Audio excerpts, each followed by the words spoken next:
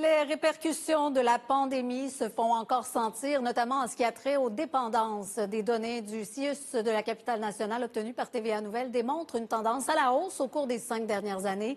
Témoin de la forte demande, Sébastien Dubois s'est rendu aujourd'hui au centre CASA.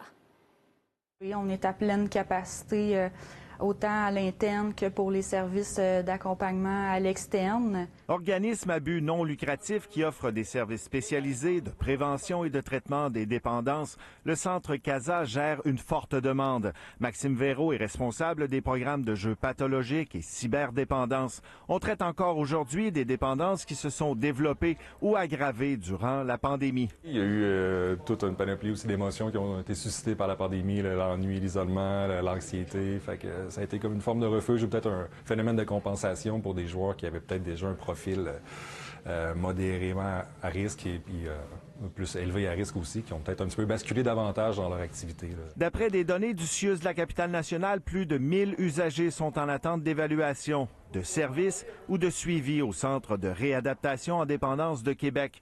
1046 pour un trouble d'utilisation de substances, 48 pour une utilisation problématique d'Internet.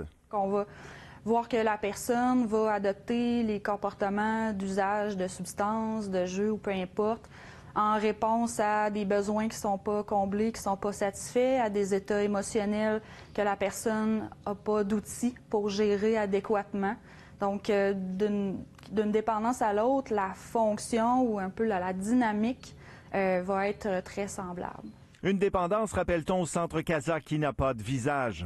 Ils s'imaginent arriver avec des gens un peu plus démunis. Finalement, la dépendance, ça touche toutes les strates de société. C'est pas une question d'intelligence. Au contraire, ça fait appel à l'irrationnel, la partie émotionnelle. Depuis 2019, dans la région, la tendance est à la hausse quant aux dépendances observées, constate le CIUS.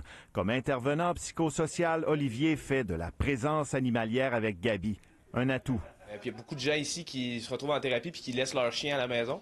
Fait que d'avoir un animal ici qui peut venir flatter puis promener, ben ça remonte le moral puis ça leur amène un petit baume sur le cœur là, des fois quand ils s'ennuient leur bestiole à 4 pattes. Des thérapies et ateliers qui permettent ici de transformer de mauvaises décisions et des regrets en confiance en soi. Sébastien Dubois, TVA Nouvelles, Québec.